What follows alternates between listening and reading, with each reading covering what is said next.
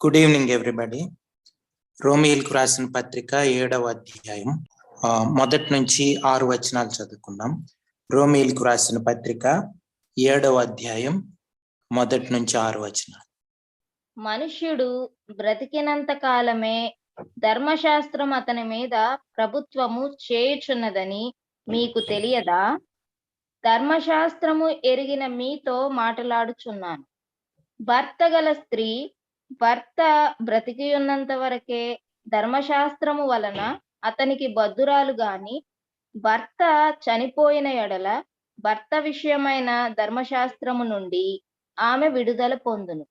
కాబట్టి భర్త బ్రతికి ఉండగా ఆమె వేరొక పురుషుని చేరిన ఎడల వ్యభిచారిణి అనబడును గాని, భర్త చనిపోయిన ఎడల ఆమె ధర్మశాస్త్రము నుండి విడుదల పొందెను గనుక వేరొక పురుషుని వివాహము చేసుకొనినను వ్యభిచారిణి కాకపోవును.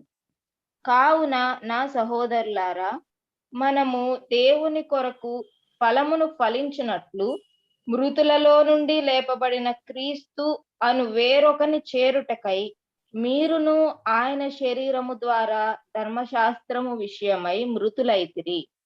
ఏలయనగా మనము శరీర సంబంధులమై ఉండినప్పుడు మరణార్థమైన ఫలమును ఫలించుటకై ధర్మశాస్త్రము వలననైన పాపేచ్ఛలు మన అవయవములలో కార్యసాధకములై ఉండెను.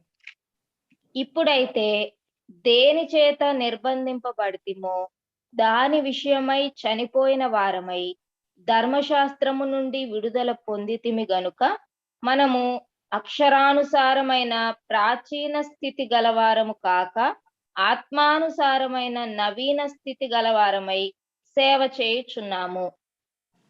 Thank you so much. ప్రార్థన చేసుకుందాం.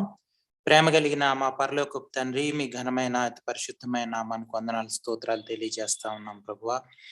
ఈ యొక్క సాయంత్రకాల సమయంలో మీ సన్నిధికి చేరి ప్రభువా నాయన మిమ్మల్ని స్తుతించడానికి, అలాగే మీ వాక్యాన్ని ధ్యానించి ప్రభువా నాయన అర్థం చేసుకోవడానికి దయచేసిన గొప్ప అవకాశాన్ని బట్టి, తరుణాన్ని బట్టి మిమ్మల్ని స్తుతిస్తూ మిమ్మల్ని ఆరాధిస్తూ గణపరుస్తా ఉన్నాం. మా జీవితాల్లో ప్రభువా మమ్మల్ని ప్రేమించి దయచేస్తున్న ఈ యొక్క అవకాశాలను బట్టి ప్రభువా నాయన మీకు వందనాలు స్తోత్రాలు. ఎంతో మందికి లేని అవకాశం ప్రభువా నాయన మాకు దయచేసినందుకు, మాతో మాట్లాడడానికి, మమ్మల్ని హెచ్చరించడానికి, ప్రభువా నేర్పించడానికి, మమ్మల్ని క్రమశిక్షణలో ఉంచడానికి ఇష్టపడుతున్నందుకు నాయన మిమ్మల్ని స్తుతిస్తూ మిమ్మల్ని ఆరాధిస్తూ గణపరుస్తా ఉన్నాం ప్రభువా. మీ వాక్యాన్ని బట్టి నాయన మీకు వందనాలు ప్రభువా నాయన. మమ్మల్ని జీవింపజేసేదిగా ప్రభువా నాయన, మమ్మల్ని ప్రభువా నడిపించేదిగా ప్రభువా నాయన, మా జీవితాల్లో ప్రభువా మేము అనేక సార్లు ప్రభువా నాయన బలహీన పరిస్థితుల్లో ఉంటున్నప్పుడు మమ్మల్ని గద్దించి ప్రభువా నాయన మమ్మల్ని నాయన ప్రభువా నాయన జీవింపజేసినందుకు ప్రభు వాక్యం ద్వారా మిమ్మల్ని స్తుతిస్తూ ఆరాధిస్తా ఉన్నాం. ఈ సమయంలో మాలో ఉన్న ప్రతి ఒక్కరిని బట్టి ప్రభువా నాయన మీకు వందనాలు స్తోత్రాలు తెలియజేస్తా ఉన్నాం. ఇక్కడ ప్రభువా నాయన ప్రతి ఒక్కరు ప్రభు ఆత్మీయంగా ఎదగడానికి, సమయం ఉపయోగపడడానికి, మా యొక్క ఆత్మీయ పరిస్థితి ప్రభు ఆ యొక్క ఇహలోకపరమైనటువంటి అవసరాలు ప్రభు మీకు తెలుసును ప్రభు. అందుని బట్టి మీకు వందనాలు. ప్రతి అవసరత నిమిత్తం ప్రభు మీపై ఆధారపడడానికి మాలో ప్రతి ఒక్కరికి సహాయం దయచేయండి. అలాగే ఆత్మీయంగా ఎదగడానికి ప్రభు ఈ సమయం ఉపయోగపడడానికి కృప చూపించండి నాయన. ప్రతి ఒక్కరిని బట్టి మిమ్మల్ని స్తుతిస్తూ ఆరాధిస్తా ఉన్నాం నాయన. ప్రభు ఈ సమయాన్ని బట్టి ప్రభు మీరే మాట్లాడమని ప్రభు మాలో ప్రతి ఒక్కరికి విని గ్రహించి లోబడే ప్రభు మనస్సు ప్రభు దయచేయమని ప్రభు నాయన మీరే కృప చూపించమని, అంధకార శక్తిని లయపరచమని, మీరే మాట్లాడమని, మనుషులు మాట్లాడడం వల్ల ఏమీ ఉపయోగం లేదు నమ్ముతూ ఒప్పుకుంటూ యేసు ప్రభు వారి అతి పరిశుద్ధమైన నామంలో ప్రార్థన అడిగి వేడుకుంటున్నాం తండ్రి, ఆమేన్. భార్యాభర్తల సంబంధం అన్నది చాలా గొప్పది. అంటే క్రైస్తవులుగా అంటే వాక్యానుసారమైనటువంటి ఆ యొక్క భార్యాభర్తల సంబంధం చాలా గొప్పది. అది దేవుడు స్థాపించినటువంటి వ్యవస్థ అని మనకు తెలుసు. అది అంటే చాలా సార్లు ఈ లోకపరంగా మనం చూస్తున్నప్పుడు చాలా మంది దాన్ని ఒక హాస్యాస్పదంగా భార్యాభర్తల సంబంధాన్ని చాలా జోకులు వేస్తూ అట్లా ఈ లోకంలో మనం గమనిస్తాం. ఎక్కువ హాస్యం చేసేది మనం చూస్తున్నప్పుడు భార్యాభర్తల సంబంధం మీద చాలా మంది హాస్యంగా మాట్లాడి మాట్లాడడం అన్నది మనం గమనిస్తాం. కానీ అది క్రైస్తవులంగా మనం అట్లా ఉండకూడదని, మనం వాక్యం ఆ విధంగా చెప్పట్లేదని మనం అర్థం చేసుకొని, భార్యాభర్తల సంబంధం అనేది పవిత్రమైందని, అది దేవుని చేత స్థాపించబడినటువంటి వ్యవస్థని గుర్తెరిగి మనం దాన్ని చాలా గౌరవంగా దానిని, అంటే ఎక్కడ పడితే అక్కడ దాని గురించి మాట్లాడడం కానీ, దాని గురించి తక్కువగా చేయడం అన్నది మంచి ఆలోచన కాదు. కానీ ఈ లోకంలో మనం చూస్తున్నప్పుడు ఈవెన్ క్రైస్తవులు కూడా చాలా మంది తెలియదు, కొంతమంది అలా అంటే అటువంటి అభిప్రాయం కలిగి ఉండరు. కానీ మనం ఆ విధంగా ఉండకూడదు. దేవుడు మన వాక్యంలో చదువుతున్నప్పుడు సంఘానికి యేసు ప్రభు వారికి ఉన్న సంబంధం ఎటువంటిదో అంత గొప్ప పవిత్రమైన సంబంధం భార్యాభర్తల సంబంధం అన్నది. అది మనం తెలుసుకుంటే నిజంగా మన కుటుంబాలు, మన యొక్క సంఘాలు కొంచెం అంటే ఆత్మీయంగా ఎదిగి నిజమైన అటువంటి సంబంధంలోకి మనం వెళ్ళొచ్చు. మనం కాన్ఫ్లిక్ట్స్ కానీ, కుటుంబాలు పతనం అయిపోవడానికి, లేకపోతే ఆత్మీయంగా దిగజారిపోయే పరిస్థితులు వచ్చే అవకాశం ఉండదు. మనం దాన్ని చాలా గౌరవిస్తాం. ఎందుకంటే మన క్రైస్తవులుగా మన కల్చర్ అది, అంటే మన యొక్క జీవన శైలి ఆ విధంగా ఉండాలి. క్రైస్తవులంగా మనం భార్య భర్తని రెస్పెక్ట్ చేయడం కానీ, భర్త భార్యని గౌరవించడం కానీ చాలా చాలా ప్రాముఖ్యమైనది. ఒకరినొకరు గౌరవించుకోవడం, ఒకరి యొక్క అవసరతల్లో ఇంకొకరు సహాయపడడం కానీ, ఒకరి యొక్క అభిప్రాయాల్ని గౌరవించడం కానీ, ఇవన్నీ కూడా క్రైస్తవ విలువలు. అవి మనం గమనించినప్పుడు, దేవుడు మనకి వాటినన్నిటిని తెలియజేస్తున్నప్పుడు మనం ఒక ప్రత్యేకమైనటువంటి జీవితాన్ని అలవాటు చేసుకునే అవకాశం ఉంటది. ఒకసారి నేను ఈ మధ్య ఒక వీడియో చూసినప్పుడు దైవ సేవకుడు, అంటే మేబీ అక్కడ ఉన్న ఆడియన్స్ ని, అక్కడ ఉన్న ప్రజల్ని, విశ్వాసుల్ని, వాళ్ళని నవ్వించడానికి చెప్పుండొచ్చు. అయితే ఆయన ఏమన్నారంటే, భార్య భర్తల రిలేషన్షిప్ లో భర్త ఏమో అంటే వినబడిన వాడిలాగా, చెవిటి వాడిలాగా, భార్య ఏమో ఒక అంధురాల్లాగా ఉంటే వాళ్ళిద్దరి మధ్య గొడవలు రావు అని. అంటే ఎలాగంటే భర్త భార్య ఏం అడిగినా సరే వినిపించిన వాడిలాగా ప్రవర్తించాలి. అలాగే భార్య ఏమో అంధురాల్లాగా ప్రవర్తిస్తే అప్పుడు ఏమవుతుందంటే భార్య ఏం అక్కడ బంగారం కొట్లు చుట్టూ తిప్పినా సరే ఏం అడగదు అని ఆయన చెప్తా ఉన్నారు. అంటే మేబీ నవ్వించడానికి మేబీ అలాగ చెప్పి ఉండొచ్చేమో, కానీ మామూలుగా అటువంటి రిలేషన్షిప్ కాదు మనది.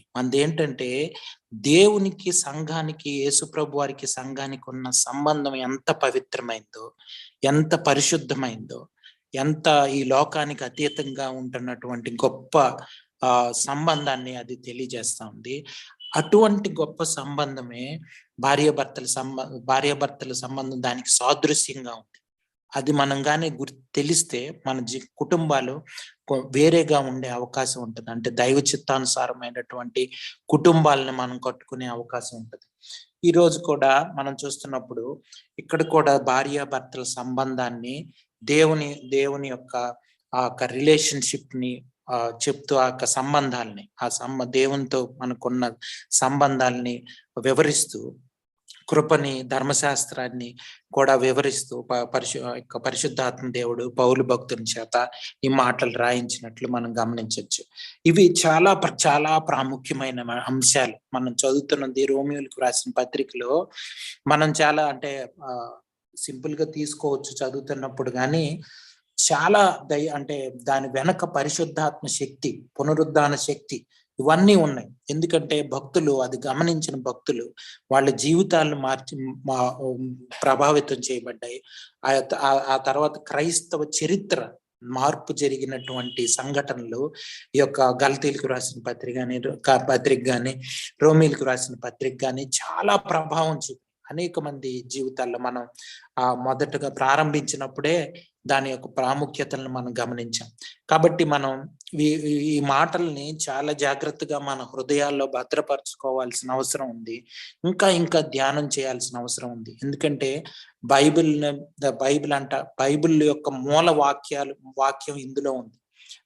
రోమిలకు రాసిన పత్రికలో మనకు తెలుసా మొదటి అధ్యాయం 16-17 వచనాలు చూస్తే అది సెంట్రల్, అంటే బైబిల్ మొత్తానికే మూలవాక్యం అని చెప్తారు, మూలవాక్యాలు అని చెప్తారనమాట. సో దేవుని చేత నడిపించబడ్డం అన్నది, విశ్వాసం చేత నడిపించబడ్డం అన్నది చాలా చాలా ప్రాముఖ్యమైనది. దేవుని నీతి మనకు ఆపాదించబడ్డం అన్నది అది కూడా చాలా చాలా ప్రాముఖ్యమైనది. మన సొంత నీతి కాదు, కానీ మన దేవుని నీతి మనకు ఆపాదించబడేది క్రైస్తవ జీవితం అని మనం అర్థం చేసుకొని ప్రతిదాని నిమిత్తం దేవుని మీద ఆధారపడి ప్రార్థన పూర్వకంగా విశ్వాస మూలంగా జీవించేది క్రైస్తవ జీవితం అని మనకి పదే పదే గుర్తు చేస్తూ మనల్ని అన్ని విషయాల్లో ఆ విధంగా నడుచుకోవాలని చెప్తూ బోధించేది రోమీలకు రాసిన పత్రిక. అయితే అటువంటి సంబంధాన్ని, అటువంటి రిలేషన్షిప్ గురించి పౌలు భక్తుడు చాలా చక్కగా, ఇదే ఒక ఇల్లస్ట్రేషన్ లాగా, ఇది ఇల్లస్ట్రేషన్ అంటే ఈ యొక్క వివరణ, ఈ యొక్క ఉదాహరణ మనం జాగ్రత్తగా అర్థం చేసుకుంటే మనకు చాలా అంటే కనువిప్పుకు జరిగే అవకాశం ఉంది. మన అంటే సత్యం తెలిసినప్పుడు మనకి స్వతంత్రులుగా చేస్తుందని బైబిల్ వాక్యం ఉంది. సత్యం తెలిసినప్పుడు అంటే సత్యం మనల్ని స్వతంత్రులుగా చేస్తుందని యోహాను సువార్తలో మనం చదివాం చాలాసార్లు. సో సత్యం అన్నది చాలా చాలా తెలుసుకోవడం అన్నది, దేవుని వాక్యం చేత మనం విడుదల పొందడం అన్నది చాలా ప్రాముఖ్యమైనది. మనల్ని దినదినం మన బంధకాల నుంచి, మన పాపం నుంచి, శరీరం నుంచి మనల్ని విడిపింప చేసేది దేవుని వాక్యం. సో అంత ప్రాముఖ్యమైనది. కాబట్టి బైబిల్ స్టడీస్ అన్నవి చాలా ప్రాముఖ్యమైనవి, చాలా ఉపయోగం. సంఘాలకి ఈ రోజుల్లో చాలా అవసరమైంది బైబిల్ స్టడీ, చాలా చాలా అవసరం. ఎందుకంటే అనేక తప్పుడు బోధలు, తప్పుడు విధానాలు జరుగుతున్న రోజుల్లో, అంటే మోసం విపరీతంగా పెరిగిపోతున్న రోజుల్లో, అంటే అంత్యక్రీస్తు దగ్గర అవుతున్న రోజుల్లో మనం ఉన్నాం. అంత్యక్రీస్తుకు సంబంధించినటువంటి అటువంటి ఆ రాజ్యం ఇంకా ఎక్కువైపోతున్న రోజుల్లో మనం ఉన్నాం. కాబట్టి మనం జాగ్రత్తగా వాక్యం చేత నడిపించబడే వాళ్ళమై ఉండాలి. పరిశుద్ధాత్మ దేవుని చేత నిత్యం నింపబడిన వాళ్ళమై ఉండాలి. సో అది చాలా ప్రాముఖ్యమైనది. సో ఆ వాక్యాన్ని మనం ఈ రోజు అటువంటి గొప్ప విడుదలని దేవుడు మనకు దయచేస్తాడని మనం నమ్ముదాం. పరిశుద్ధాత్మ దేవుడు అటువంటి విడుదల మనకు దయచేయను గాక. సహోదరులారా, మొదటి వచనం చదువుతున్నాను. సహోదరులారా, మనుష్యుడు బ్రతికినంత కాలమే ధర్మశాస్త్రం అతని మీద ప్రభుత్వం చేయుచున్నదని మీకు తెలియదా? ధర్మశాస్త్రం ఎరిగిన మీతో మాట్లాడుచున్నాను. అంటే ఏంటి ఈ వాక్యం, అంటే ఈ మాటలు ఎవరికి, అంటే ప్రత్యేకంగా ఎవరికి ఉద్దేశించినవండి? ఈ వాక్యాన్ని బట్టి మనకు ప్రత్యేకంగా ఈ వాక్యం ఎవరికని మనం అర్థం చేసుకోవచ్చు. ఈ మొదటి వచనాన్ని బట్టి యూదులకి ముఖ్యం, అంటే ధర్మశాస్త్రం ఎరిగిన వారికి.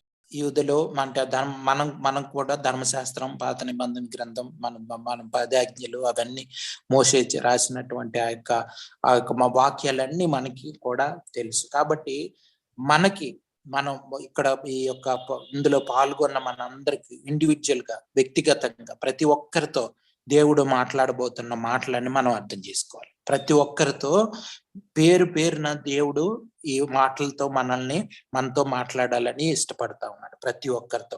అది మనం అప్లికేషన్ గా మనకు అర్థం చేసుకోవాల్సింది. అయితే ఇక్కడ ఒక సత్యం ఆయన చెప్తా ఉన్నాడు. ఏంటంటే భార్యాభర్తల సంబంధం అన్నది ఎంతకాలం కొనసాగుతుంది అన్నది, ఎంతవరకు ఆ బంధం ఉంటది మామూలుగా మనం అర్థం చేసుకుంటే, బ్రతికున్నంత వరకు వాళ్ళిద్దరు బ్రతికుంటారు. అది అలాగే ధర్మశాస్త్రం కూడా మన మీద ప్రభుత్వం ఎంతవరకు ఉంటది, మన మీద ఎంత వరకు ప్రభుత్వం ఉంటది? ధర్మశాస్త్రం యొక్క ప్రభుత్వం బ్రతికినంత కాలం అంతే.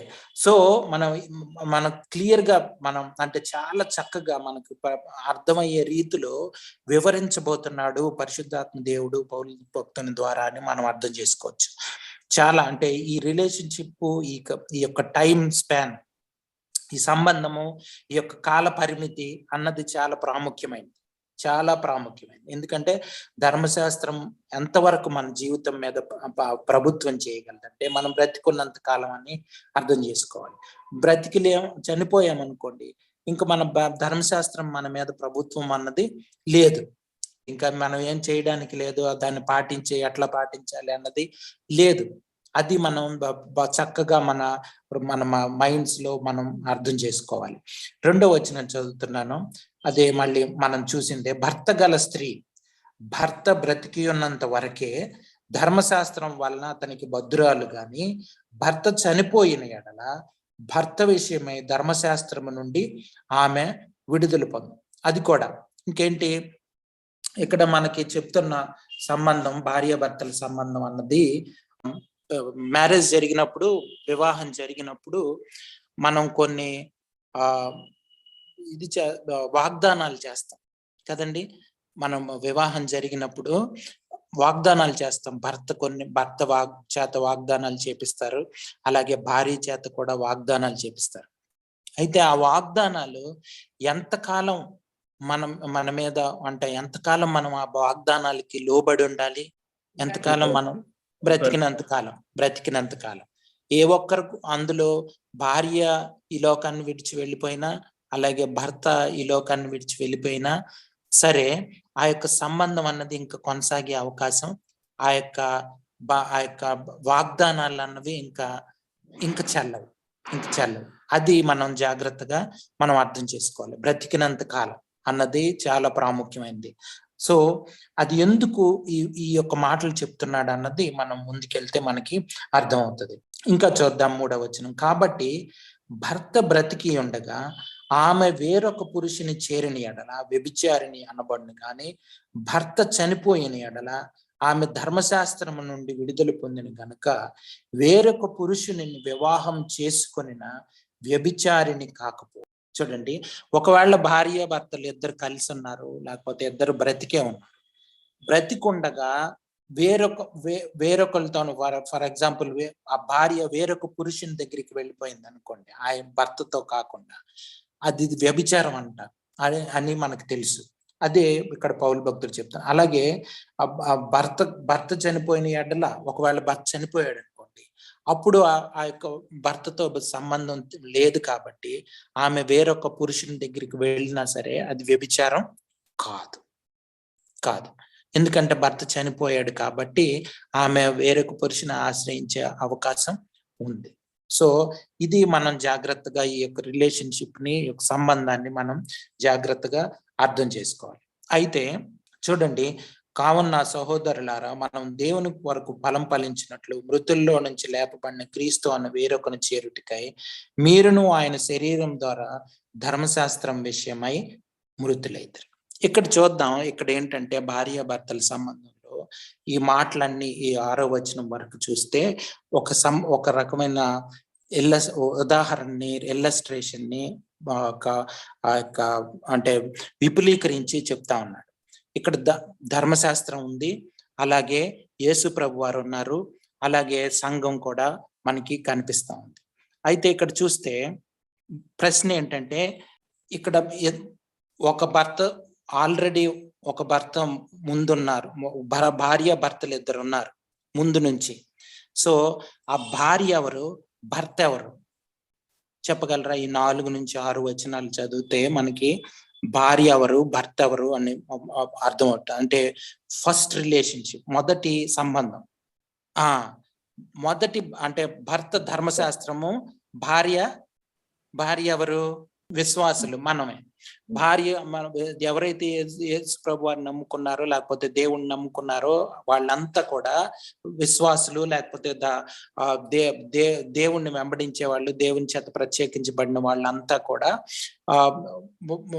మిగతా భార్యగా మనం చూడొచ్చు. అయితే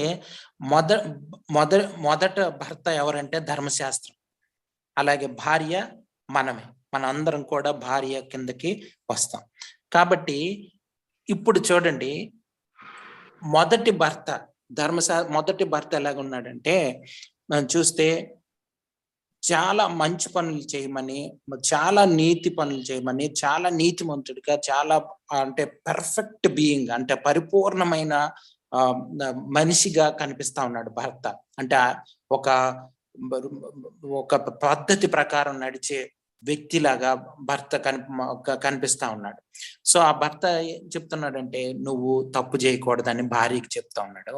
భార్యకి నువ్వు తప్పు చేయకూడదు, ఆ పని నువ్వు చాలా పాపం చేస్తా ఉన్నావు, రోజు కూడా నీ కంటి చూపు బాగలేదు, నీ భాష బాగలేదు, నీ నడవడిక బాగలేదు, నువ్వు అసలు ఏమీ బాగలేదు, కాబట్టి నువ్వు ఇవన్నీ మార్చుకోవాలి, ఇవన్నీ చేయాలని భార్యకి భర్త చెప్తా ఉన్నాడు.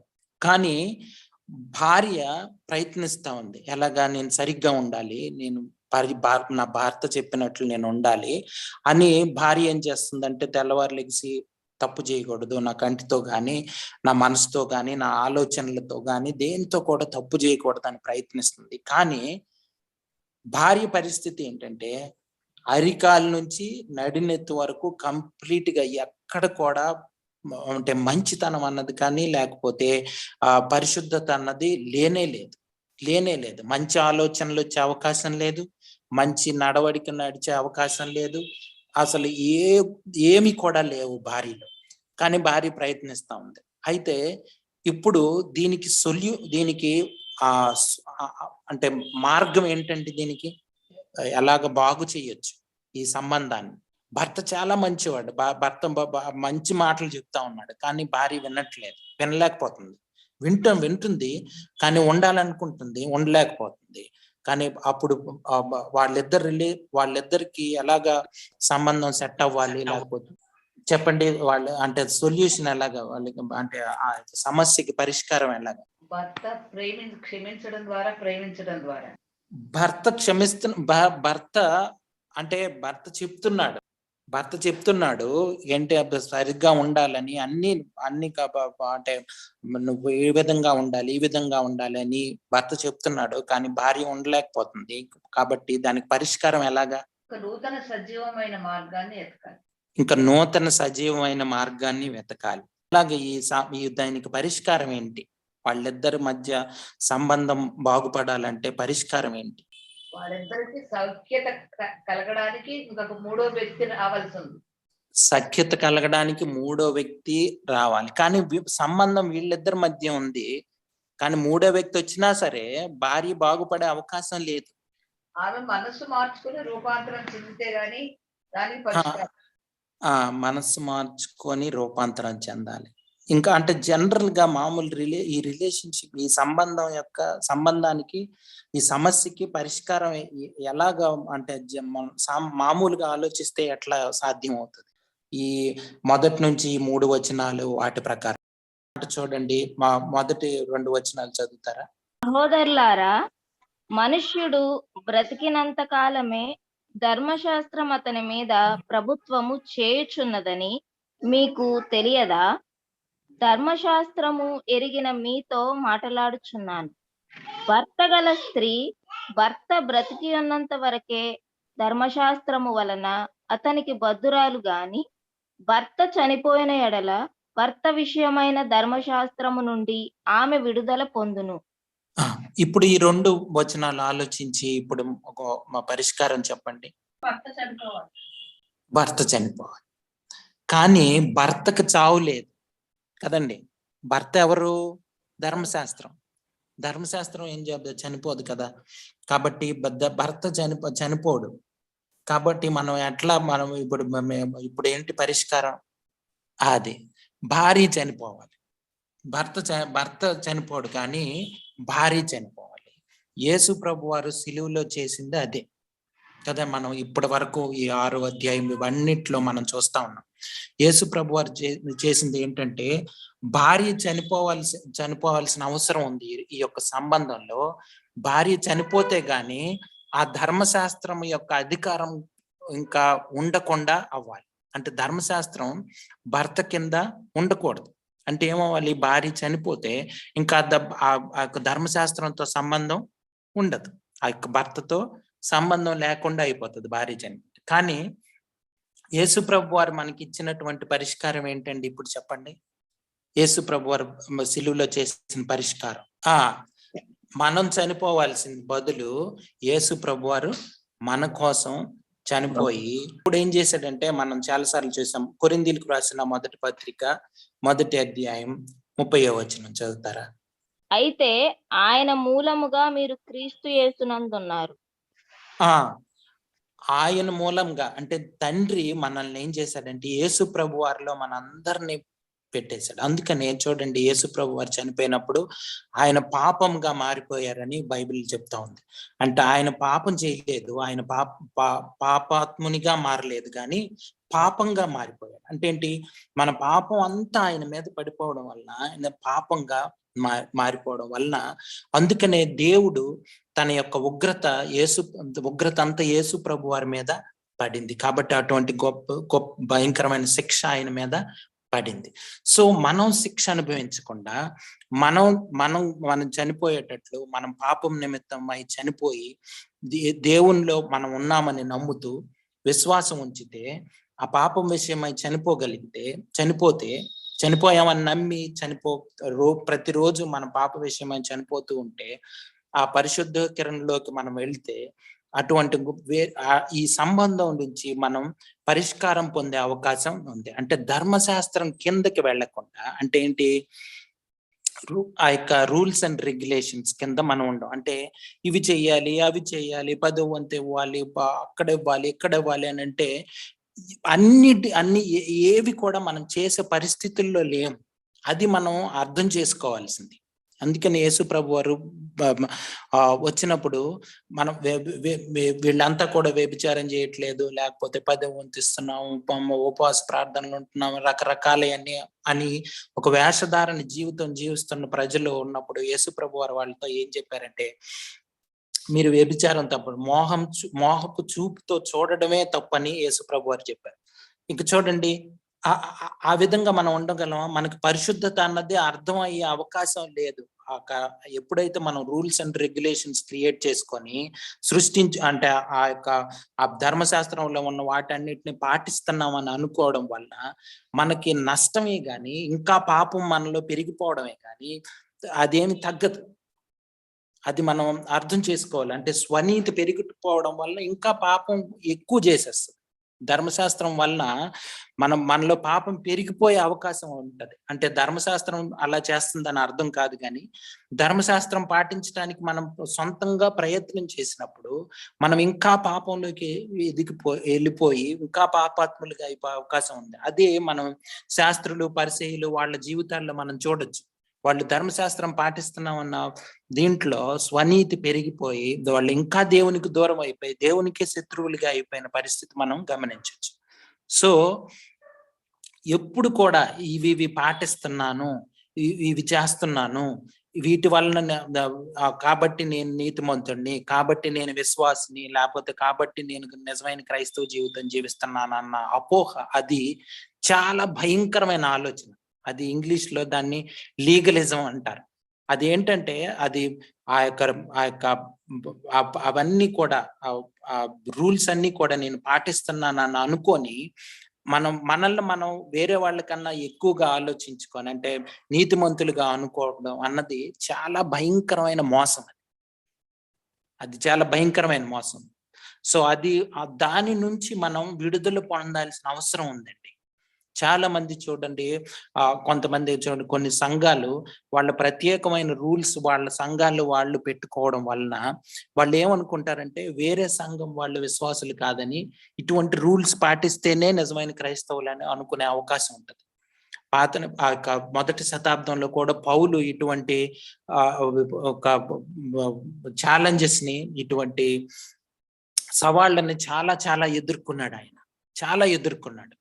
ఎందుకంటే ఇవన్నీ పాటించాలి, సున్నతి పొందాలి, అవి చేయాలి, ఇవి చేయాలి అని సంఘాన్ని పాడు చేసే వాళ్ళు అనేక మంది వచ్చి పౌలు ప్రారంభించిన మొదట్లో చాలా బాగా సంఘం అభివృద్ధి చెందుతున్న దశలో వాళ్ళలో ఇటువంటి తప్పుడు బోధల్ని పెట్టి వాళ్ళని దేవుడి నుంచి దూరం చేసిన సంఘటనలు మనకు అనేకం కనిపిస్తాయి. అందుకనే పత్రికలన్నిట్లో మనం చూస్తే ఈ యొక్క ఇటువంటి తప్పుడు బోధనలు ఎదుర్కొనే ఆ మాటలు ఎక్కువగా ఆ సవాళ్ళకి సమాధానంగా పత్రికలు మనకి కనిపిస్తాయి.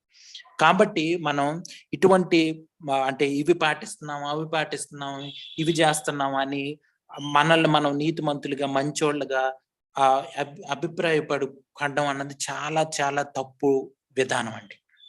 చాలా తప్పుడు ఇది అభిప్రాయం. అది మనం సొంతగా ఏది చేయడం వల్ల మనం నీతిమంతులుగా తీర్చబడడం అన్నది బైబిల్కి పక్కా వ్యతిరేకమైంది అభిప్రాయం అది.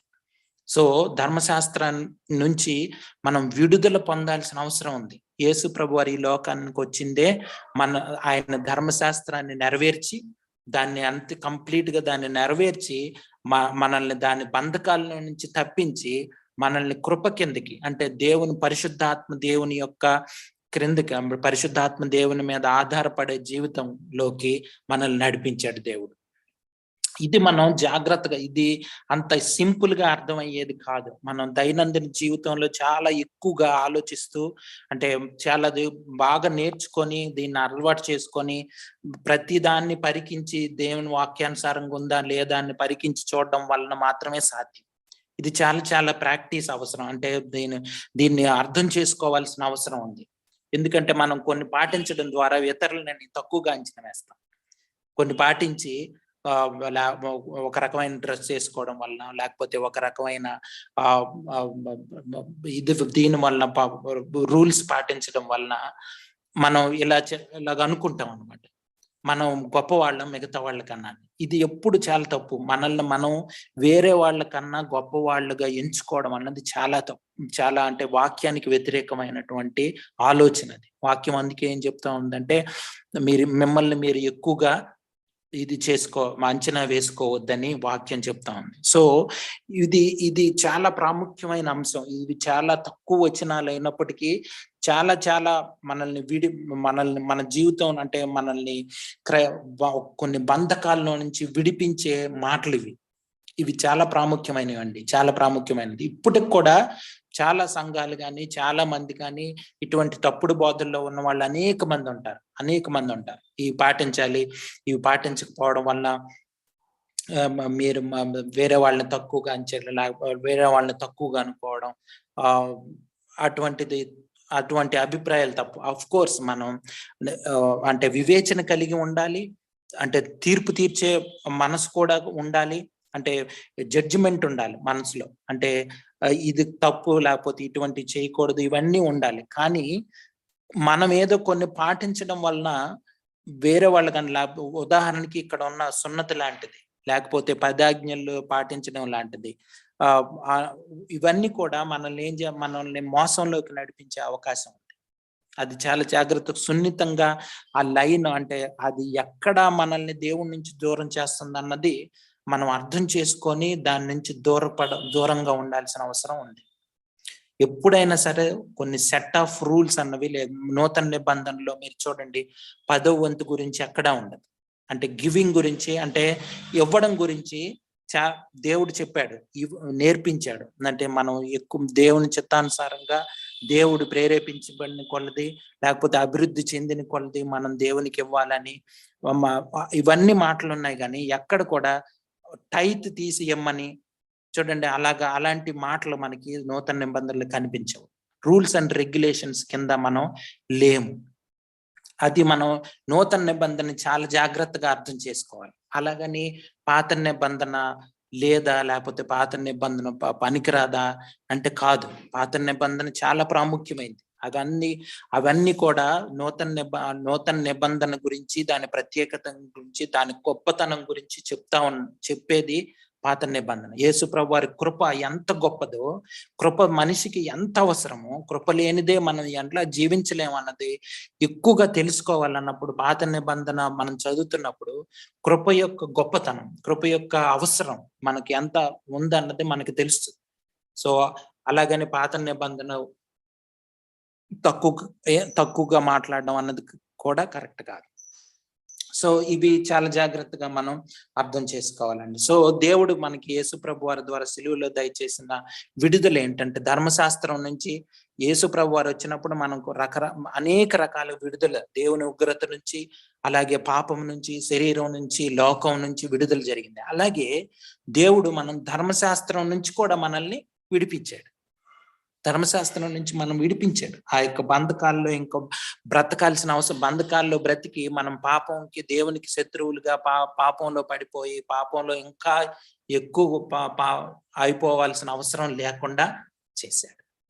సో ఇది మనం జాగ్రత్తగా అర్థం చేసుకోవాలి. ఇక్కడ అంటే చాలా మనకి డౌట్స్ వచ్చే అవకాశం ఉంది, చాలా అధ్యయనం చేయాల్సిన అవసరం కూడా ఉంది.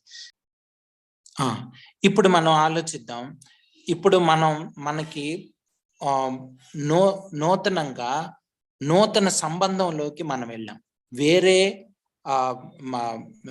ఒక మ్యారేజ్ రిలేషన్షిప్ లాంటి దాంట్లోకి, అంటే వేరే వివాహ సంబంధంలోనికి మనం వెళ్ళాం.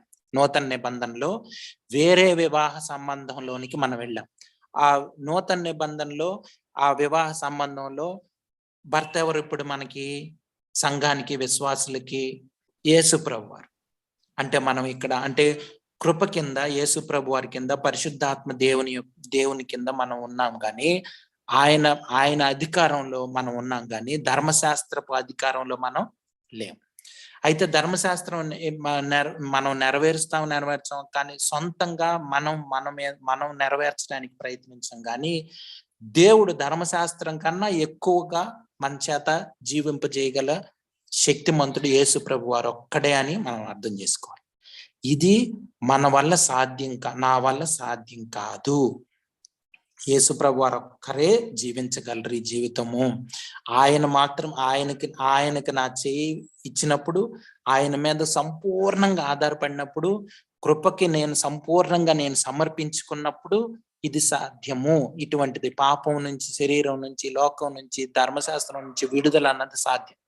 చాలా సార్లు పెద్ద సాధన, క్రైస్తవులుగా మనకు పెద్ద సాధన ఏంటంటే, ధర్మశాస్త్రం కింద పదే మనం ధర్మశాస్త్రం కిందకి వెళ్ళిపోవడం, పాత భర్త వైపు చూడడం, పాత పద్ధతుల వైపు వెళ్ళిపోవడం అన్నది జరుగుతూ ఉంటుంది. ఎందుకంటే మనం చెయ్యాలని ఈ లోకంలో మీరు చూడండి, చాలా వీళ్ళు చెప్తా నీ విల్ పవర్ పెంచుకో, అంటే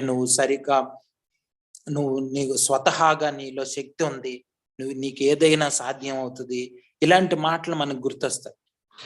నువ్వు తలుచుకోవాలి కానీ ఏదైనా చేయగలవు, ఇటువంటి మాటలు మనకు బయట చాలా మంది చెప్తుంటారు మనకి. అవి నేర్చుకో, ఇవి నేర్చుకో, నీ జీవితం బాగుపడేటట్లు నీకు నువ్వే ప్రయత్నించాను.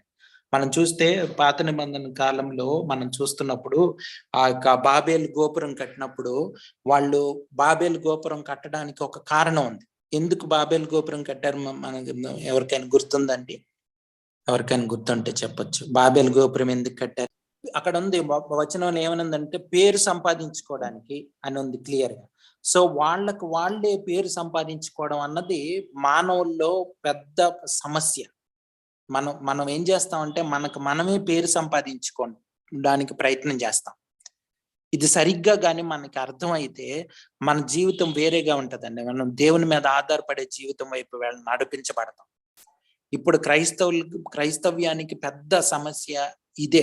ఏంటంటే మనమే పేరు ఈ లోకంలో. ఇప్పుడు ఏంటంటే, దానికోసం మనం విద్యను వాడుకోవచ్చు, లేకపోతే మనం దేన్నైనా వాడుకొని ఫైనల్ గా, అంటే చివరిగా మనం ఏంటంటే ఆ యొక్క డబ్బుల మీద, అంటే డబ్బుల చేత, ఐశ్వర్యం చేత, వాటి చేత మన జీవితం నడిపించబడేటట్లు చేసేసుకుంటాం.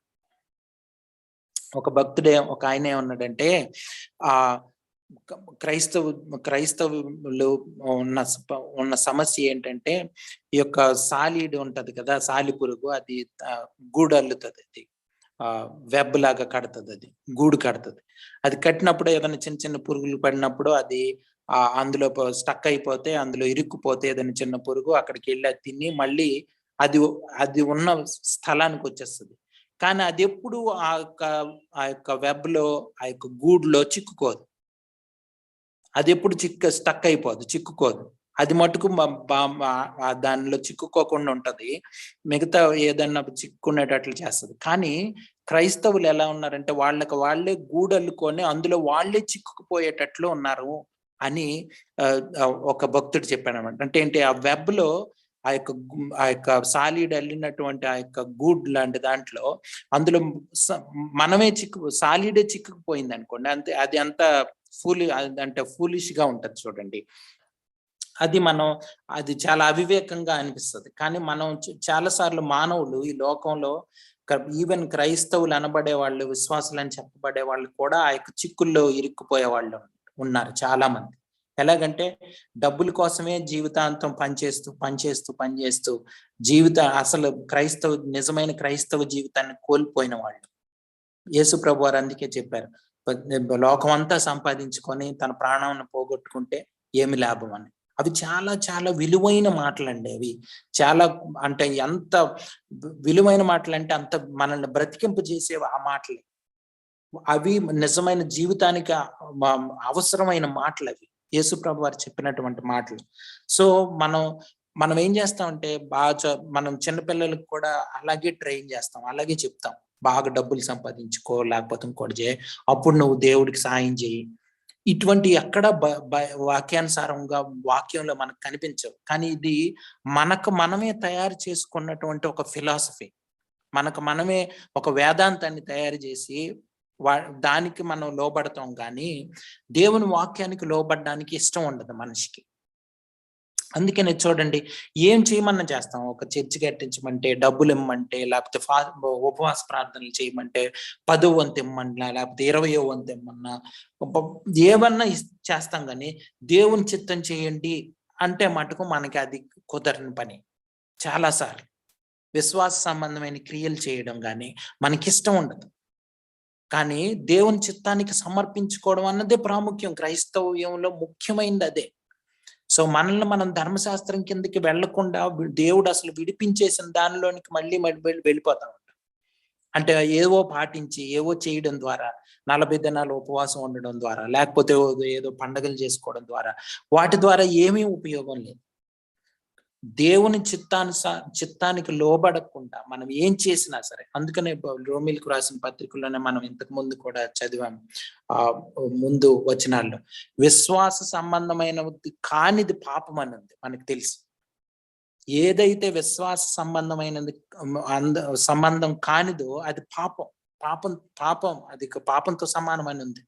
కాబట్టి మనం జాగ్రత్తగా సంపూర్ణంగా దేవుని చిత్తానుసారమైన జీవితం వైపు నడిపించబడాల్సిన అవసరం ఉంది. ఇది మనం అలవాటు చేసుకోవాలి మన జీవితాల్లో, మన పిల్లల జీవితాలకి ఇవి అలవాటు చేయాలి. ఇది చాలా ప్రాముఖ్యమైనది.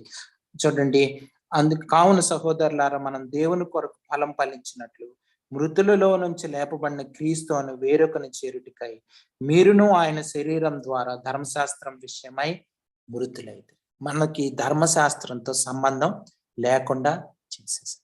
ఇప్పుడు మనం ఏంటంటే ఇది ధర్మశాస్త్రమా లేకపోతే ఇవన్నీ కాదు, దేవునికి ధర్మశాస్త్రాన్ని నెరవేర్చేవాడు దేవుడు, యేసుప్రభు వారు. ఆయన మాత్రమే, అందుకనే ఆయన ఒక్కడే ఏకైక కుమారుడు అని ఉంది బైబిల్ గ్రంథం. యూదులకి నచ్చంది ఏంటంటే యేసు ప్రభు వారు చెప్పిన మాటల్లో ఆయన తండ్రి అనడం, ఆయన కుమారుణ్ణి ఎక్కువగా అంటే ఆయన నా తండ్రి, నేను ఆయన కుమారుణ్ణి అని వాళ్ళ సంబంధం గురించి చెప్పినప్పుడు వాళ్ళకి నచ్చలేదు అసలు. సో ఇది మనం అంగీకరించాల్సింది. ఇది సువార్తలో ముఖ్యమైన మాట ఏంటంటే యేసు ప్రభు వారు నిజమైన కుమారుడు. ఆయన దేవుణ్ణి సంతోషపరిచినట్టు దేవుని చిత్తాన్ని సంపూర్ణంగా నెరవేర్చి సమస్త మానవాళ్ళని విడుదల చేసినటువంటి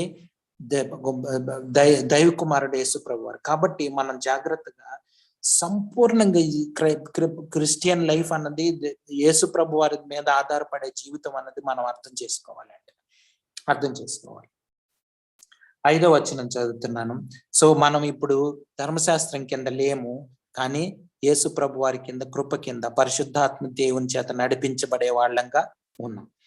ఏలయనగా మనము శరీర సంబంధులమై ఉంటున్నప్పుడు మరణార్థమైన ఫలమును ఫలించుటకై ధర్మశాస్త్రము వలనైన పాపేచ్ఛలు మన అవయవములో కార్య సాధకములై ఉండెను. ఇక్కడ చూడండి, పాపేచ్ఛలు ధర్మశాస్త్రం వలనవై ఉన్నాయని అంటున్నాడు. దాని అర్థం ఏంటండి? దానికి ఎలాగా అర్థం చేసుకోవాలి మనం? పాపేచ్ఛలు ధర్మశాస్త్రం వలనవి, అంటే ధర్మశాస్త్రం వలన కలిగినవి అంటున్నాడు. ధర్మశాస్త్రం వలన పాపం ఎలా కలుగుతుంది? పాపం ఎలా వస్తుంది? మన శరీర సంబంధంలో ఉన్నప్పుడు మనలో ఇంకా పాపేచ్ఛలకు ధర్మశాస్త్రం వలన వచ్చినాయి అని చెప్తా ఉన్నాడు. అంటే మనం యేసు ప్రభు వారిని నమ్ముకున్నప్పుడు, శరీర సంబంధాలుగా ఉంటున్నప్పుడు ధర్మశాస్త్రం వల్ల ఇంకా పాపేచ్ఛలు పెరిగాయి అని చెప్తా ఉన్నాడు. ధర్మశాస్త్రం మంచిదే కదా, ధర్మశాస్త్రం వలన పాపేచ్ఛలు ఎట్లా పెరిగాయి? అంటే చెయ్యొద్దని చెప్తుంది, మంచిదే కదా అని చెప్తే ఇంకా మనం ఎందుకు చేస్తాం? ధర్మశాస్త్రం వలన మనం పాపం పోవాలి, కానీ పాపేచ్ఛలు ఇంకా ఎలా పెరుగుతున్నాయి? కొద్దిగైనా తగ్గాలి, పూర్తిగా తగ్గకపోయినా కొద్దిగా తగ్గాలి ధర్మశాస్త్రం వల్ల. కానీ అసలు ఇంకా పెరుగుతున్నాయి అన్న మాట ఇక్కడ కానీ పాపేచ్ఛలు మన అవయవ కార్య సాధకములు అయి ఉన్నాయి. మనకు తెలుసు మనలో వ్యతిరేక స్వభావం ఉంది, అది చెప్తున్న కొలది ఇంకా ఎక్కువ అవుతాయి అవన్నీ అనే స్వభావం ఉంది. కానీ ఇంకా ఎలాగ ఎక్కువ అవుతాయండి? దేని వలన అసలు ఎక్కువ అయ్యే అవకాశం ఉంది? శాస్త్రులు పరిసయ్యుల జీవితాల్లో మనం ఇది గమనించవచ్చు. స్వనీతి. ఇప్పుడు ఏమవుతుందంటే, మనం ఎప్పుడైతే మనం సొంతంగా ప్రయత్నం చేసి మనం కొన్ని పాటిస్తున్నామని మనలో గర్వం పెరిగి స్వనీతి పెరిగిపోయిందో, అప్పుడు ఇంకా పాపాత్ములు అయిపోయాం. పాపేచ్ఛలు ఇంకా ఇంకా పాపం దీంట్లో అంటే మనం వ్యభిచారం మాని ఉండొచ్చు, లేకపోతే ఇంకోటి చేసి ఉండొచ్చు. వీటన్నిటి వలన లాభం ఏంటి? ఏమీ లేదు. వాటి వలన మనలో స్వనీతి పెరిగింది, కానీ దేవుని మీద గౌరవం కానీ, దేవుని ప్రేమలో కానీ, దేవునితో సంబంధంలో కానీ ఏమాత్రం ఉపయోగం లేదు. అది అర్థం. అంటే ధర్మశాస్త్రం వల్ల మనకి నష్టమే జరిగే అవకాశం ఉంది. అది మన మీద ఆధారపడి ఉంది. అంటే ధర్మశాస్త్రం అర్థం చేసుకొని మనం పాటించలేమని దేవుని మీద ఆధారపడితే ఆ ఆలోచన అది కరెక్ట్ అయిన ఆలోచన. కానీ అది కాకుండా సొంతంగా ప్రయత్నం చేసి ఇవన్నీ నేను చేస్తాను, కొన్ని రోజులు ఉపవాసం ఉంటున్నానని, ఉపవాసం ఉన్న తర్వాత అబ్బా నేను ఉపవాసం ఉన్నానని మిగతా వాళ్ళందరూ పాపాత్ములని, మనం నీతిమంతులు అనే అభిప్రాయం, అది శాస్త్రుల పరిశీల అభిప్రాయం, అటువంటి ఆలోచన వచ్చింది అనుకోండి మనకి, అది చాలా భయంకరమైనది. అది మనల్ని ఇంకా పాపాత్ములుగా చేసేసి ఇంకా దేవునికి దూరం అయిపోయే వాళ్ళంగా. అంటే వాళ్ళు ఏంటి, మార్గం చూపించే వాళ్ళము, మేము గొప్ప వాళ్ళము అని వాళ్ళే అనుకొని వాళ్ళని సంఘంలో ఒక పెద్దవాళ్ళుగా వాళ్ళే ఒక స్టేటస్ క్రియేట్ చేసుకొని అవన్నీ దేవుడి నుంచి దూరం చేసేసి దేవునికి శత్రువులు అయిపోయినట్లు చేసేసి. కాబట్టి ఈ రోజుల్లో కూడా మనం అటువంటి అభిప్రాయం కలిగి ఉన్న వాళ్ళని అనేక మందిని మనం సంఘాల్లో గమనించవచ్చు. మన సంఘాల్లో చూస్తే వాళ్ళు ప్రత్యేకమైన ఒక ఒక ప్రత్యేకమైన అంటే స్టేటస్ వాళ్ళు చూపించుకోవాలని, సంఘంలో మనం గొప్ప వాళ్ళలాగా ప్రూవ్ చేసుకోవాలని, ఇటువంటి అభిప్రాయాలన్నీ కూడా దేవుడి నుంచి దూరం చేసేస్తాయి. సత్యం తెలుసుకోకుండా అయిపోతుంది. యేసుప్రభు వారు అందుకే శిష్యులు యేసుప్రభు వారి దగ్గరికి వచ్చి, పరలోకంలో మేము నీతో పాటు ఉంటాం, లేకపోతే అక్కడ మాకు వేరే పోస్ట్ అన్నట్టు అధికారం లాగా వాళ్ళని ప్రత్యేకంగా చూడమని ఇట్లాగా శిష్యుల మధ్య గొడవ అవుతున్నప్పుడు యేసుప్రభు వారు చెప్పారు, మీరు సేవకులుగా ఉండగలిగితే మీరు లీడర్స్ గా ఉండగలుగుతారా, అధికారులుగా అవుతారు.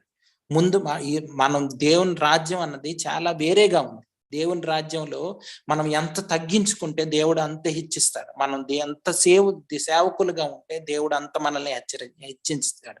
కానీ ఈ లోకంలో అలాగ లేదు. మొత్తం రివర్స్ గా, అంటే మొత్తం వ్యతిరేకంగా ఉంది దేవుని రాజ్యానికి. అంటే దేవుని రాజ్యానికి సంబంధించినవి చాలా సంఘాల్లో మనకు కనిపించవు.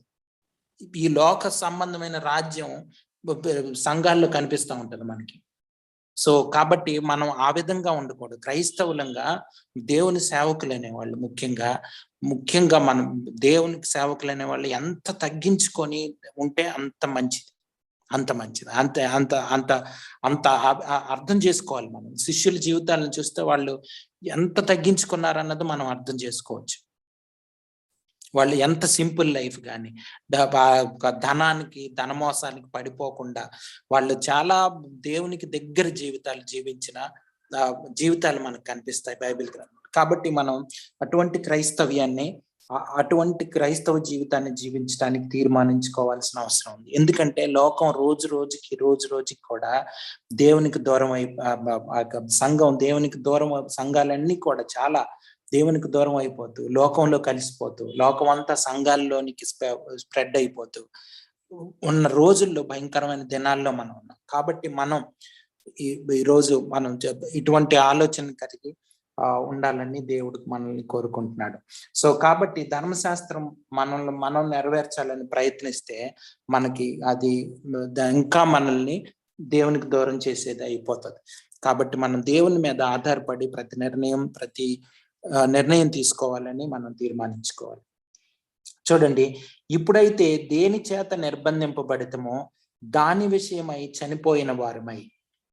చూడండి, ధర్మశాస్త్రం విషయం మనం చనిపోయామని అర్థం చేసుకోవాలి.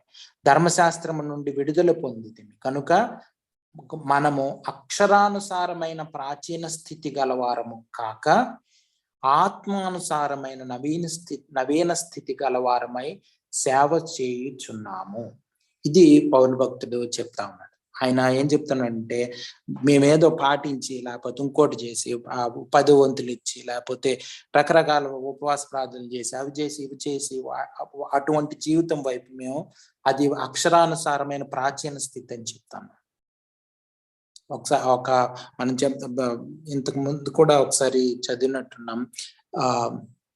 అక్షరం చంపేస్తుంది, ఆత్మ మనల్ని బ్రతికింపజేస్తుంది అన్న మాట ఉంది బైబిల్ గ్రంథం. అక్షరం మనల్ని చనిపోయేటట్లు చేస్తుంది, కానీ ఆత్మ మనల్ని బ్రతికింపజేస్తుంది.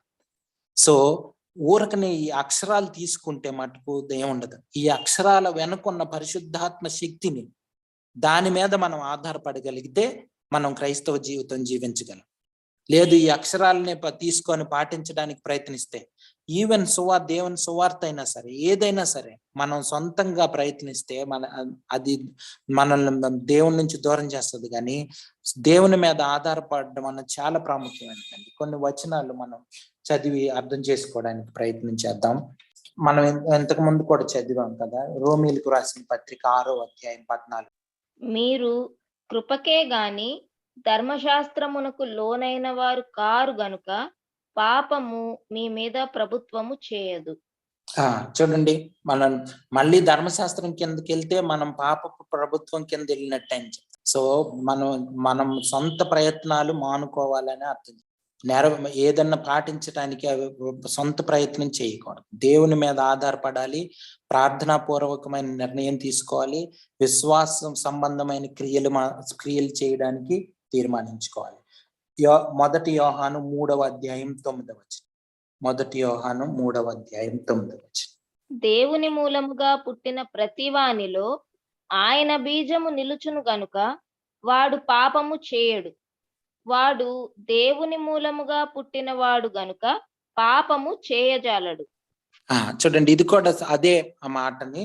దేవుని మూలంగా పుట్టిన వాడంటే కృప కింద ఉన్నవాళ్ళు అని అర్థం. ఎవరైతే యేసు ప్రభు వారిని సొంత రక్షకునిగా ప్రభువుగా అంగీకరించారో వాళ్ళందరూ కూడా పాపం చేయజాలి. అంటే పాపం మనం నిజంగా సంపూర్ణంగా దేవుని కృప గొప్ప చెప్పుకుంటే, దేవుని చిత్తానుసారమైన జీవితం జీవించడానికి తీర్మానించుకుంటే పాపం చేసే అవకాశమే లేదండి. పాపం చేసే అవకాశం లేదు, ఇది సత్యం యాక్చువల్. కానీ మనం నమ్మం. మనకు మన శరీరం కానీ సైతాన్ కానీ ఏం చెప్తాడంటే అటువంటి జీవితం జీవించడం అసాధ్యము, యేసు ప్రభు వారికే సాధ్యము, కాబట్టి మనం జీవించలేము అని చెప్తారు. కానీ మనం సొంతగా జీవించలేము. కానీ యేసు ప్రభు వారు మనం సమర్పించుకున్నప్పుడు మన ద్వారా అటువంటి జీవితం యేసు ప్రభు వారు జీవించగలరు. అంటే ఏంటి? ఫైనల్ గా మనం దేవునికి సమర్పించుకున్నప్పుడు అటువంటి జీవితం మనకి సాధ్యమయ్యేటట్లు సాధ్యం అవుతుంది. పాపం చేయకుండా ఉండే అవకాశం ఉంది. పాపం చేయకుండా ఉండగలం. అంటే మనం కాదు, సొంతగా యేసు ప్రభు వారికి సమర్పించుకుంటే ఇటువంటి జీవితం సాధ్యం అని చెప్తా ఉంది. ఇది చాలా జాగ్రత్తగా మనం ఇది సత్యం అని నమ్మి ఇటువంటి జీవితం వైపు మనం సమర్పించుకోవాలి. అలాగే గలతీయులకు రాసిన పత్రిక 5వ అధ్యాయం 17వ వచనం. శరీరము ఆత్మకును, ఆత్మ శరీరమునకును విరోధముగా ఆపేక్షించును. ఇవి ఒకదానికొకటి వ్యతిరేకముగా ఉన్నవి గనుక మీరేవి చేయ నిశ్చయింతురో వాటిని చేయకుందురు. చూడండి, మనకి ఏంటంటే మనం ఆత్మానుసారంగా జీవించాలని మనం సొంత ప్రయత్నం మళ్ళీ శరీరానుసారంగా ప్రయత్నించాం అనుకోండి, కుదరదని చెప్పి మళ్ళీ ఆ రెండు ఒకటికొకటే పక్కా విరుద్ధంగా ఉంది. అంటే పాప అంటే శరీరానుసారమైన ఆలోచనలు, అలాగే ఆత్మానుసారమైన ఆలోచనలు ఒక్కదానికొకటి అస్సలు పొంతనే ఉండదు. మనం ఆత్మానుసారంగా జీవించాల్సిన జీవితాన్ని శరీరానుసారంగా జీవించాలని ప్రయత్నిస్తే అది కుదరని పని. మళ్ళీ పాపంలోకి వెళ్ళిపోతాం. ఇవన్నీ చాలా ధ్యానం చేయాల్సిన అంశాలు. ఇంకా ఎక్కువగా ఆలోచించి మనం సంపూర్ణంగా దేవునికి సమర్పించుకోవాలి, పరిశుద్ధాత్మ దేవుని చేత నడిపించబడాలి అన్నది మనం అర్థం చేసుకోవాలండి. రోమీలకు రాసిన పత్రికలోనే 8వ అధ్యాయం 14వ వచనం. దేవుని ఆత్మచేత ఎందరు నడిపింపబడుదురో వారందరూ దేవుని కుమారులై ఉందురు. నిజంగా దేవుని పిల్లలు అవ్వాలంటే, దేవుని కుమారులుగా ఉండాలంటే ఇదొక్కటే మార్గం, ఇంకొక మార్గం లేనే లేదు. ఆత్మానుసారమైన జీవితం ఒక్కటే మనల్ని దేవుని పిల్లలుగా చేస్తుంది. లేకపోతే దేవునితో సంబంధమే ఉండదు మనకి. మీరు చూడండి, మత్తయి సువార్తలో మనం చాలాసార్లు చదివాం. యేసు ప్రభు ఆ యొక్క 2వ రాకడలో జరిగే సంఘటన గురించి యేసు ప్రభు వారు చెప్పారు. ప్రభువా అనేవాళ్ళు ప్రతి ఒక్కళ్ళు దేవుని రాజ్యంలో చేరరని, దేవుని చిత్తం చేసే వాళ్ళే దేవుని రాజ్యంలో ఉంటారని, అలాగే ఆ చివరి దినాల్లో చాలా మంది దేవుని నామం పేరిట అద్భుత కార్యాలు చేసామని, ఆశ్చర్య కార్యాలు చేసామని, దయ్యాలలో కొట్టామని, రకరకాల పనులు చేసామని చెప్పేవాళ్ళు ఉంటారు. కానీ వాళ్ళకి దేవునికి సంబంధం లేదు. వాళ్ళంతా అంటే ఒక లాలెస్నెస్ ఉందని ఉంటది అక్కడ. తెలుగులో నాకు గుర్తు, ఒకసారి చదువుతారా? మత్తయి 7:21-23 వరకు. ప్రభువా ప్రభువా అని నన్ను పిలుచు ప్రతివాడును పరలోక రాజ్యములో ప్రవేశింపడు గాని పరలోకమందున్న నా తండ్రి చిత్త ప్రకారము చేయువాడే ప్రవేశించును. ఆ దినమందు అనేకులు నన్ను చూచి ప్రభువా ప్రభువా మేము నీ నామమున ప్రవచింపలేదా? నీ నామమున దయ్యములను వెళ్ళగొట్టలేదా? నీ నామమున అనేకమైన అద్భుతములు చేయలేదా అని చెప్పుదురు. అప్పుడు నేను మిమ్మును ఎన్నడను ఎరుగను, అక్రమము చేయువారులారా నా యొద్ద నుండి పొండని వారితో చెప్పుదును. చూడండి, అంటే ఏంటి? వాళ్ళకి యేసుప్రభు వారికి వాళ్ళకి ఏమీ సంబంధమే లేదు. అందుకని యేసుప్రభు వారు ఏమంటారంటే, నేను ఎన్నడూ మిమ్మల్ని ఎరగను, మీరెవరో నాకు తెలియదని యేసుప్రభు వారు చెప్తా ఉన్నారు. సో దేవునితో రిలేషన్షిప్ ఉండాలంటే, సంబంధం ఉండాలంటే సైతాన్ ఏం చేస్తాడంటే, మనం ఇవన్నీ కొన్ని మనం పాటించడం వల్ల, లేకపోతే కొన్ని మనం చేయడం వల్ల, కొన్ని పనులు చేయడం వల్ల మనం క్రైస్తవులు అని, మనం నీతిగా బతుకుతున్నామని అనుకునే అవకాశం ఉందండి. అది నిజమైన క్రైస్తవ్యం కాదు. సంపూర్ణంగా దేవునికి సమర్పించుకొని దేవుని చిత్తానికి దేవుడు ఏం చెప్తే అది చెయ్యాలంటే కేవలం మనం వాక్యం వైపు నడిపించబడాలి, వాక్యాన్ని చదువుకోవాలి, అర్థం చేసుకోవాలి, దేవుడు మాట్లాడుతున్నప్పుడు విని గ్రహించి అర్థం చేసుకొని ఇది నిజమైన క్రైస్తవ జీవితం అని ప్రార్థనాపూర్వకంగా దేవుని చిత్తం ఏదో తెలుసుకొని నిర్ణయం తీసుకోవాల్సిన అవసరం ఉంది. అది నిజమైన ఆరాధన, నిజమైన క్రైస్తవ జీవితం. మీకేమన్నా అనుమానాలు ఉంటే అడగచ్చు, డౌట్స్ ఉంటే అడగచ్చు, లేకపోతే మీ ఎవరన్నా ప్రేరేపించబడిన వాళ్ళు ప్రార్థన చేస్తే ముగించుకుంటాం. స్తుతి స్తోత్రం పరిశుద్ధడానికి వందనాలు, స్తోత్రాలు తండ్రి. నాయన ఈ కృపకై వందనాలు ప్రభా. నాయన మరి ఈ వచనాలు ప్రభా మీరు మాతో మాట్లాడిన దేవుడు తండ్రి. నాయన నీ ప్రేమకు వందనాలు, స్తోత్రాలు తండ్రి. ఎనలేని ప్రేమ తండ్రి. నాయన సరిహద్దులు లేని ప్రేమ తండ్రి. దేవానికి వందనాలు, స్తోత్రాలు తండ్రి. నాయన మేము ఇంకనూ నాయన దూరస్తులుగా ఉంటుండగా, మేము ఇంకనూ భక్తిహీనమై ఉన్నప్పుడు, మేము ఇంకనూ పాపులమై ఉన్నప్పుడు, మేము ఇంకనూ నీకు శత్రులమై ఉన్నప్పుడు, దేవానికి ఎంత గొప్ప దేవుడు ప్రభు. నాయన ఏ పాటి వారం ప్రభు మమ్మల్ని జ్ఞాపకం చేసుకోవటానికి తండ్రి, సంచారం చేయించుట నీ కరుదృష్టిలో మేము ఉన్నందుకు నీకు వందనాలు, స్తోత్రం. ఎంత గొప్ప దేవుణ్ణి, ఎంత కనికరం గల దేవుని, ఎంత కృపామయుని తండ్రి, అవధులు లేని ప్రేమ కలిగిన వాడిని తండ్రి నాయన వెతికి వెతికి వెంటాడేవయ్యా మమ్మల్ని ప్రభు. దేవార తప్పిపోయిన స్థితిలో ఉంటున్న మమ్మల్ని నాయన వెతికావు తండ్రి. కొండల్లో గుహల్లో నాయన మరి ఆ చెట్లు పుట్టల చాటున దాక్కున్న నాయన గొర్రెను వెతుకుంటూ వెళ్ళినాడు కాపరి ప్రభు. అటువంటి నాయన నా స్థితిలో మేము ఉంటున్నప్పుడు ప్రభు నాయన మీరు మమ్మల్ని వెతికారయ్యా, పట్టుకున్నావు తండ్రి. నీకు వందనాస్తుతులు స్తోత్రాలు తండ్రి. దేవునితో సమాధాన పరచటానికి ప్రభా నాయన కుమారుడుగా ఈ లోకానికి వచ్చి తండ్రి నాయన అయాసిలో మరణం పొందినంతగా తగ్గించుకుని దేవార నాయన రిక్తునిగా వచ్చావు ప్రభు. అన్ని విడిచిపెట్టి మహిమని విడిచిపెట్టి ప్రభు నాయన దాసుని స్వరూపాన్ని ధరించుకుని ఈ లోకానికి వచ్చి ఉంటున్నావు యేసయ్య. ఎంత గొప్ప దేవుడు ప్రభా. నీకు వందనాలు స్తోత్రాలు తెలుసుకున్నాం తండ్రి నాయన. అయ్యా ఎందుకని ప్రభా నీ ద్వారానే ప్రభా నాయన మరి తండ్రి ప్రభా మరి తండ్రి అయిన దేవుని అందు మేము అతిశయిస్తుంటున్నాం తండ్రి.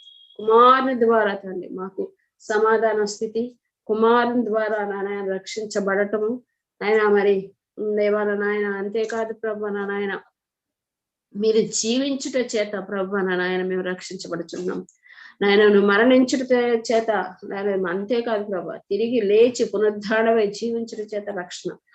అయ్యా నీకు వందనాస్తుతులు స్తోత్రం. ఎన్ని సత్యాలు ప్రభా నాయన మీరు మాతో మాట్లాడి మరి ఒక్కసారి తండ్రి నాయన మీరు మమ్మల్ని ఆదరించినందుకు నీకు వందనాస్తుతులు స్తోత్రాలు తండ్రి నాయన. అయ్యా నాయన కొన్నిసార్లు ప్రభా కొన్ని సాతాను మాకు తీసుకొచ్చే కొన్ని తండ్రి నాయన కొన్నిసార్లు బలహీన పడుతూ ఉంటున్నాం ప్రభా. అయ్యా మరి బలహీన స్థితిలో తండ్రి నాయన మరి గందరగోళ స్థితిలో లోకం ప్రపంచ గందరగోళ స్థితిలో మేము కొన్ని నాయన ప్రతికూల పరిస్థితిలో ఉన్నప్పుడు మీరు మాకు ఇచ్చే నానా మరి ఇటువంటి ధైర్యం కలిగిన మాటను బట్టి వందనాస్తుతులు స్తోత్రాలు. ఒక నిశ్చేత ప్రభా మీరు మాకు ఇచ్చి ఉంటున్నారు ప్రభా. ఆయన తండ్రి ప్రభా నాయన యేసయ్య మాకున్నాడు తండ్రి నాయన. మరి క్రీస్తు ప్రభునందు మీరు మాకు ఇచ్చిన తండ్రి గొప్ప నిరీక్షను బట్టి నీకు వందనాస్తుతులు స్తోత్రాలు ప్రభా. ఇంకా మా పట్ల నువ్వు కలిగిన సహనాన్ని బట్టి దీర్ఘశాంతాన్ని బట్టి వందనాస్తుతులు స్తోత్రం. ఇంకా మేము నాయన మరి ఆ యొక్క పరిపూర్ణతలోనికి ఇంకానూ తండ్రి మహిమ నుంచి అధిక మహిమలోనికి రావడానికి మా పట్ల దీర్ఘశాంతిపై నీ రాకడను ఆలస్యం చేయించుంటున్నావు తండ్రి. నీకు వందనాస్తుతులు స్తోత్రాలు తండ్రి నాయన. మరి ఇప్పుడు నాయన ఆయన ద్వారా మనము సమాధాన స్థితి పొంది ఉన్నాము అని ప్రభు పౌలు గారు చెప్తుంటున్నాడు ప్రభా నాయన. యేసయ్య తండ్రి నీకు వందనాస్తుతులు స్తోత్రాలు ప్రభా నాయన. నీకు వందనాస్తుతులు స్తోత్రం. రక్షణ అంటే ఏంటో నాయన అయ్యా నాయన. నీ కృప అంటే ఏంటో, నీ కనికరం అంటే ఏంటో, ఎంత తండ్రి మరి జాలి ఘనదైవం అని వందనాస్తుతులు స్తోత్రం. ఎంత కృప చూపిస్తున్నావు తండ్రి. ఏ పాటి వారం ప్రభు నాయన నిత్యమైన దేవుని కలిగి ఉండటానికి తండ్రి. నా కొరకు ప్రాణం పెట్టిన దేవుడు, నా కొరకు తిరిగి లేచిన దేవుడు, నా కొరకు తిరిగి రానయించిన యేసయ్య నందు మీరు మాకు ఇచ్చిన గొప్ప నిరీక్షణ బట్టి శుభప్రదమైన నిరీక్షణ, జీవంతో కూడిన నిరీక్షణ మేము కలిగి ఉండటానికి తండ్రి నాయన ఈ మాటలు మమ్మల్ని బలపరుస్తున్న యేసయ్య నీకు వందనాస్తుతున్నాను నాయన. ఈ కుమారుని నాయన మరి తండ్రి నువ్వు అభిషేకించి తండ్రి నాయన కొద్ది వారమైన తండ్రి దీన సంఘంతో మీరు మాట్లాడుతూ మమ్మల్ని ధైర్యపరుస్తున్న యేసయ్య నీకు వందనాస్తుతులు స్తోత్రాలు తండ్రి నాయన. అయ్యా చిన్న మంద భయపడవద్దు అన్నావు తండ్రి నాయన. ఎంతమంది మంచి సేవకులు ప్రభా నాయన మీరు మాకు ఇస్తున్నందుకు నీకు వందనాస్తుతులు స్తోత్రాలు ప్రభా. అయ్యా పొందుకుని మేము నాయన బలపట్టారు సహాయం చేతండి. విన్న ప్రతి బిడ్డ ఈ మాటలు తిరిగి మననం చేసుకుని యేసయ్య నందు సంతోషించటానికి, యేసయ్య నందు తండ్రి బలపడటానికి ఆయన తద్వారా ఘనత మహిమ ప్రతి విషయంలోనూ నీకే తెచ్చేవారుగా ఉండటానికి నాయన ఎట్టి పరిస్థితుల్లోనూ తొడగకుండా బెనకకుండా ప్రభు కష్టమైన నష్టమైన నాయన మరణమైన జీవమైన తండ్రి ఉన్నా లేకపోయినా యేసు నందు సంతోషించి క్రీస్తు నందు ప్రభు నాయన ఉత్సహించి సంతోషించి బలపడి ముందుకు సాగే తండ్రి నాయన కృపను మాకు చూపించబడుతున్నాం నాయన చిన్న మందకు చూపించండి యేసయ్య. ఈ యొక్క నాయన పరమకానాని యాత్రలో మేము ఉంటున్నామయ్యా నాయన. ఎన్నో తండ్రి యాత్ర ప్రయాణంలో నాయన మేము చూసినట్లుగా ఎన్నో నాయన మన టర్న్స్ అండ్ ట్విస్ట్స్ ఉంటాయి జీవితంలో తండ్రి. ప్రతిదీ తండ్రి ప్రతి చోట పడినా తిరిగి లేపే దేవుడు నాకున్నాడని ధైర్యం కలిగి ముందుకు సాగటానికి సహాయం చేయమని అడుగుతున్నాం తండ్రి. కృప చూపించేసయ్యా కుమారుని మన చేతులకు అప్పగించుకుంటూ ఇంకా రానున్న దినంలో బలంగా వాడుకోమని నీ యందు నా నాయన నీ చేతులకు అప్పగించుకుంటూ కొద్ది ప్రార్థన యేసుక్రీస్తు నామమున అదిగా వేడుకుంటున్నాం తండ్రి. ఆమేన్. ఆమేన్. ఆమేన్.